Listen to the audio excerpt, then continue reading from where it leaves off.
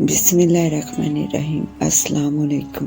دیہات علاقوں میں کس طرح انصاف کے نام پر انسانیت کو شرمسار کیا جاتا ہے آپ بھی جانتے ہیں۔ ایسے ہی ایک مشہور واقعہ کو میں نے کہانی کی شکل دی ہے، لیکن آگے بڑھنے سے پہلے تمام دوستوں سے التماس ہے کہ دعا وائس چینل کو سبسکرائب کر دیجئے اور ساتھ گھنٹی کے بٹن کو دبا دیجئے تاکہ ہماری آنے والی نیو ویڈیو کا نوٹیفیکیشن آپ کو مل سکے۔ شکریہ۔ یہ کہانی زیادہ پرانی نہیں ہے، لیکن شاید صدیوں ہزاروں سال پرانی ہے۔ ہو سکتا ہے کہ آپ کو میرا یہ بیان تضاد لگ رہا ہو، لیکن جب آپ اس کہانی کو ختم کر لیں گے تو اس وقت آپ بھی اتفاق کریں گے کہ یہ کہانی پرانی نہیں ہے، لیکن صدیوں ہزاروں سال پرانی ہے۔ مجھے وہ دونوں لڑکیاں ساحل پر دکھائی دی تھی۔ میں عام طور پر شام کے وقت ساحل پر جا کر بیٹھ جاتا تھا اور سمندر کو دیکھتا رہتا۔ سمندر مجھ سے سرگوشیاں کرتا۔ یہ بہت ہی گہرا دوست ہے میرا، مجھ پر جو بھی گزرتی ہے وہ میں سمندر کو جا کر بتا دیتا ہوں۔ سمندر کو دیکھنے کے ساتھ ساتھ میں لوگوں کا بھی مشاہدہ کرتا رہتا ہوں۔ سمندر کی طرف آنے والے مختلف مزاج کے لوگ ہوتے ہیں، میری طرح اداس یا خوش و خرم، محبت میں کامیاب ہونے والے یا محبت کی بازی ہاتھ دینے والے۔ اتنا بھی اندازہ ہو گیا ہے کہ کون کس موڈ میں آ کر یہاں بیٹھا ہے، کس کو زندگی سے ابھی تک امیدیں ہیں اور کون زندگی سے بیزار ہو چکا ہے۔ میں ان چہروں کو دیکھتا رہتا ہوں تو مجھے دو لڑکیاں دکھائی تھی۔ وہ دونوں جوان اور خوش شکل تھی، لیکن ان کے انداز یہ بتا رہے تھے کہ دونوں کا تعلق شہر سے نہیں ہے۔ بہت فرق ہوتا ہے شہر کی لڑکیوں اور کسی گاؤں کی لڑکیوں میں۔ سمندر اور عمارتوں کو حیرت سے دیکھنے کا عمل، چلنے اور بیٹھنے کے انداز، یہ سب بتا دیتے ہیں کہ تعلق کہاں سے ہو سکتا ہے۔ دونوں کچھ باتیں کر رہی تھی، کیونکہ فاصلہ زیادہ تھا اس لیے ان کی آوازیں مجھ تک نہیں پہنچ رہی تھی، لیکن معاملہ کچھ سنجیدہ ہی تھا۔ وہ کبھی کبھی سمندر کی طرف دیکھ کر آپس میں باتیں کرنے لگتی تھی، پھر وہ دونوں اس طرح کھڑی ہو گئی جیسے کوئی ارادہ کر لیا ہو۔ دونوں نے ایک دوسرے کا ہاتھ تھام لیا اور سمندر کی طرف بڑھنے لگی۔ مجھے احساس ہو گیا تھا کہ دونوں نے مرنے کا فیصلہ کر لیا ہے، دونوں موت کی طرف جا رہی ہیں، سمندر کی بے رحم موت کی طرف۔ مجھے دیر نہیں کرنی تھی ورنہ کچھ بھی ہو سکتا تھا۔ میں تیزی سے دوڑتا ہوا ان کے پاس پہنچ گیا۔ رکو، میں نے آواز لگائی، کہاں جا رہی ہو تم دونوں؟ ان دونوں نے سہمی ہوئی نگاہوں سے میری طرف دیکھا۔ ان کے انداز نے یہ واضح کر دیا تھا کہ ان کا تعلق اس شہر سے نہیں ہے، ورنہ وہ یہ کہہ سکتی تھی کہ تم کون ہوتے ہو، ہم کہیں بھی جائیں، لیکن یہ کہنے کی بجائے وہ سہمی ہوئی نگاہوں سے میری طرف دیکھنے لگی۔ یہ انتہائی خوف کا عالم تھا۔ کیا بات ہے، کیا تم دونوں نے مرنا اتنا آسان سمجھ رکھا ہے؟ میں نے اپنے لہجے میں سختی پیدا کی۔ ہمارا مر جانا ہی بہتر ہے۔ اچانک وہ دونوں رونے لگی۔ ان دونوں کے بارے میں میرا اندازہ بالکل درست ثابت ہوا تھا۔ نہیں، اس طرح نہیں۔ میں نے اب اپنا لہجہ نرم کر لیا تھا۔ یہ حرام موت ہے، حرام زندگی سے تو بہتر ہے نا، ایک نے کہا۔ اب احساس ہوا کہ دونوں نے کسی حد تک تعلیم بھی حاصل کر رکھی ہے۔ دیکھو، اگر تم دونوں مجھ پر بھروسہ کر سکتی ہو تو اپنے بارے میں بتاؤ، میں نے کہا۔ ہو سکتا ہے کہ میں کسی کام آ جاؤں۔ وہ دونوں خاموش رہی، شاید وہ سوچ رہی تھی کہ میری بات مانے یا نہ مانے۔ میں نے کہا، دیکھو، اس دنیا کا ہر انسان ایک جیسا نہیں ہوتا، اچھے برے ہر جگہ ہوتے ہیں۔ ہو سکتا ہے کہ تمہیں اب تک برے لوگ ہی ملے ہوں، لیکن اب اچھے لوگوں سے بھی ملاقات کر لو۔ بتاؤ کیا پرابلم ہے؟ بلکہ ایسا کرو، تم دونوں میرے ساتھ چلو، اگر تم اعتماد کر سکتی ہو تو۔ دونوں پھر سوچنے لگی۔ بہت دیر بعد ان میں سے ایک نے کہا، کہاں جانا ہوگا؟ میں نے ان کو بتایا زیادہ دور نہیں ہے، یہی ساحل کے پاس ہی میرا فلیٹ ہے، میں شہر کے ہنگاموں سے اکتا کر یہی آ جاتا ہوں۔ دونوں اگرچہ خاموش تھی، لیکن ظاہر ہو رہا تھا کہ وہ میرے ساتھ چلنے کو تیار ہیں۔ میری گاڑی سامنے کھڑی تھی، دونوں بہت جھجکتے ہوئے گاڑی میں بیٹھی تھی۔ ایک اندازہ یہ بھی ہو گیا کہ زندگی سے ابھی وہ مکمل مایوس نہیں ہوئی، ورنہ اتنی بات ہی نہیں ہوتی۔ میں ان کو اپنے فلیٹ میں لے آیا تھا۔ اس فلیٹ میں میری کتابیں بکھری ہوئی تھی۔ میں نے بہت آسان اور آرام دہ فرنیچر رکھا ہوا تھا۔ دونوں بہت سوچنے کے بعد فلیٹ میں داخل ہوئی تھی۔ میں نے کرسیوں کی طرف اشارہ کر کے کہا بیٹھ جاؤ۔ دونوں بیٹھ گئی، ایک دوسرے کو دیکھتے ہوئے سہمی سہمی سی۔ میں نے ان کے سامنے والی کرسی سنبھال لی تھی۔ میں نے کہا چلو اب اپنا نام بتاؤ۔ میرا نام جمیلہ ہے، ایک نے کہا، اور یہ میری دوست فرزانہ ہے۔ جمیلہ نے دوسری کی طرف اشارہ کیا۔ میں نے پوچھا کیا تم دونوں ایک ہی علاقے سے ہو؟ ہاں، دونوں نے ایک ساتھ جواب دیا تھا۔ میں نے بتایا میرا نام جمشید ہے، میں سوشل ورک کرتا ہوں اور کتابیں لکھتا ہوں، ٹھہرو میں ابھی آیا۔ میں ان دونوں کے لیے چائے بنانے کچن میں آ گیا۔ کچھ دیر بعد میں نے ان دونوں کو چائے کے ساتھ کچھ کھانے کو بھی دے دیا۔ دونوں بہت جھجک رہی تھی، پریشان ہو رہی تھی۔ کمال کی بات ہے، موت سے بھیانک اور تلخ کوئی حقیقت نہیں ہوتی، لیکن وہ دونوں موت کو گلے لگانے کو تیار تھی، لیکن ایک انسان سے جھجک رہی تھی۔ شاید زندگی نے انہیں موت سے زیادہ تلخ تجربہ دیا تھا۔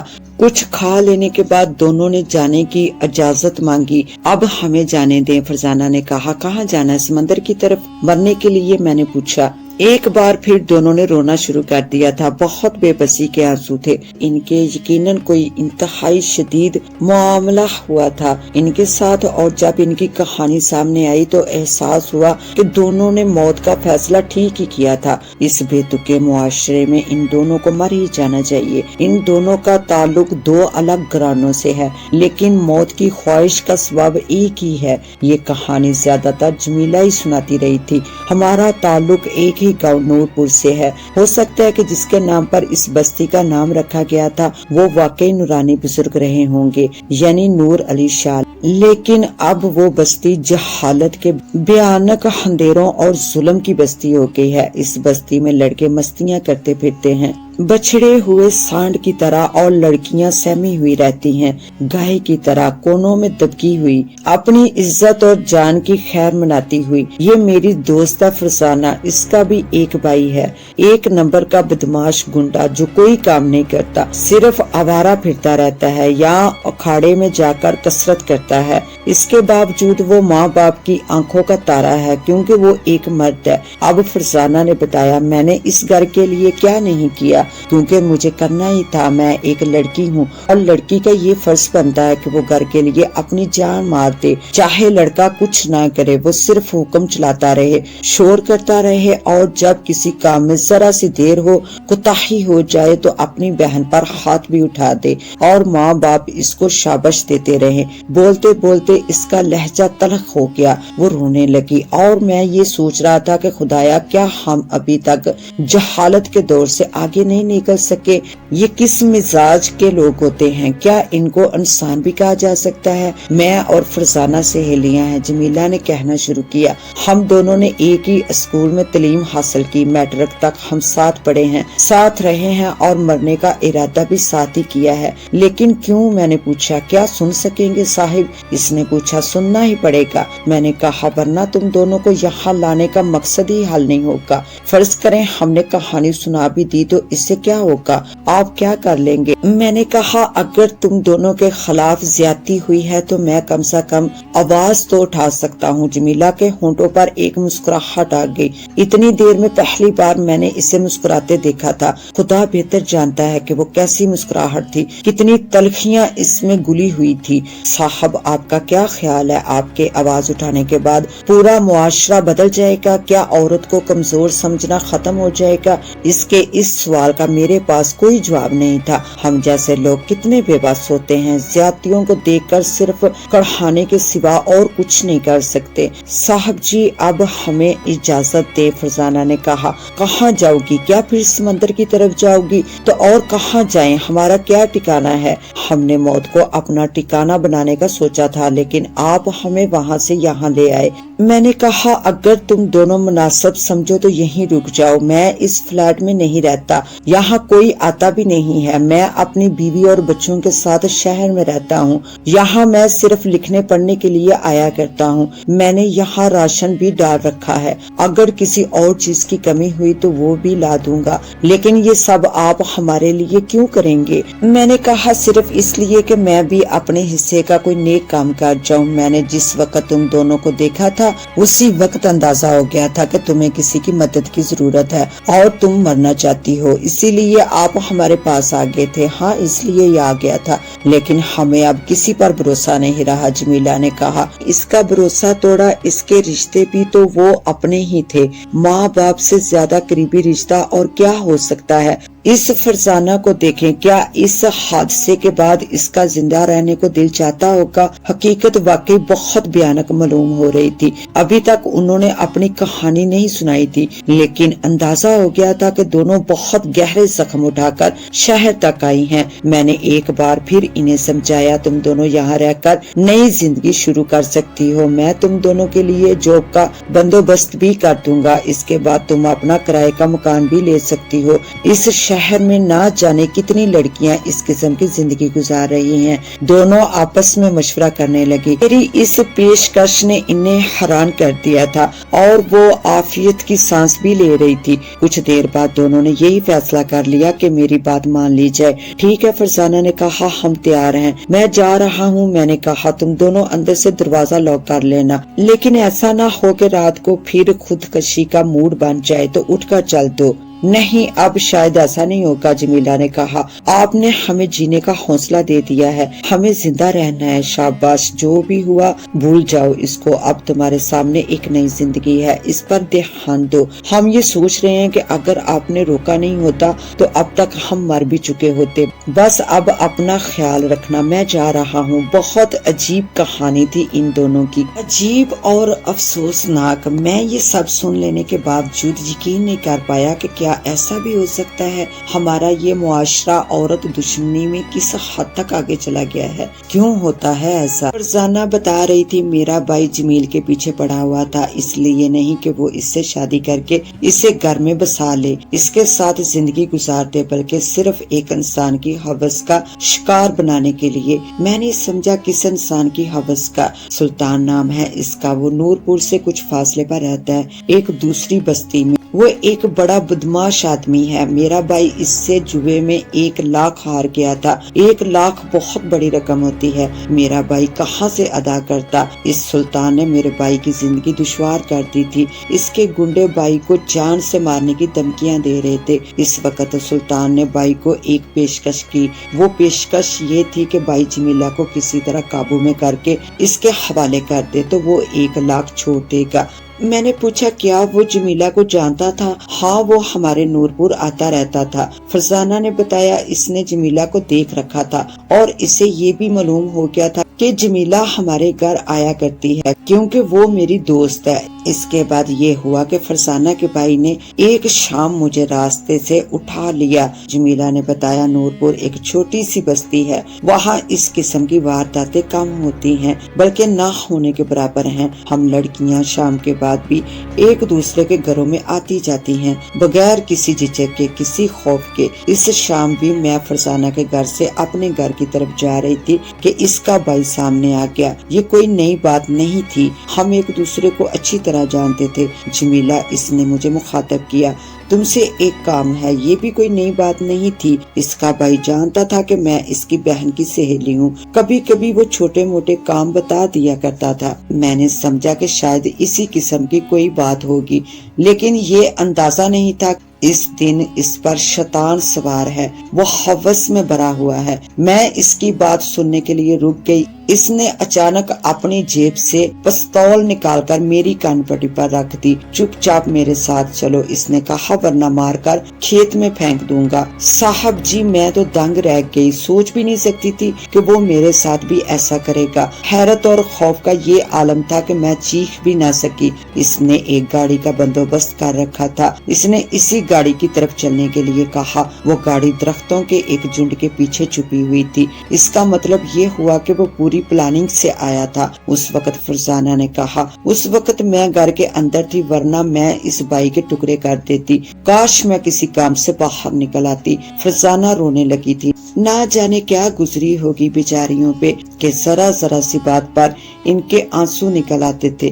कुछ देर बाद जमीला ने फिर बताना शुरू किया। वो मुझे एक खेत के दरमियान में बनी कोठरी में ले आया।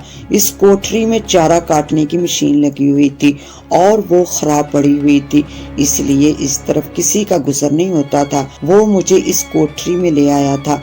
यहाँ पहुंचकर इसकी नीयत बदल गई। इसने इस बदमाश के हवाले करने की बजाय खुद मेरी इज्जत की धज्जियां उड़ा दी। मैं रोती रही, चीखती रही, फरजाना का हवाला देती रही, लेकिन वो मुजस्सम शैतान बन चुका था। इसने कुछ ना सुना, कुछ नहीं देखा और मुझे पामाल करके चला गया। इसने मुझे इस कोठरी में बंद कर दिया था। इसका ख्याल था कि दूसरी सुबह मेरे पास आएगा। फरजाना ने गर्दन झुका रखी थी।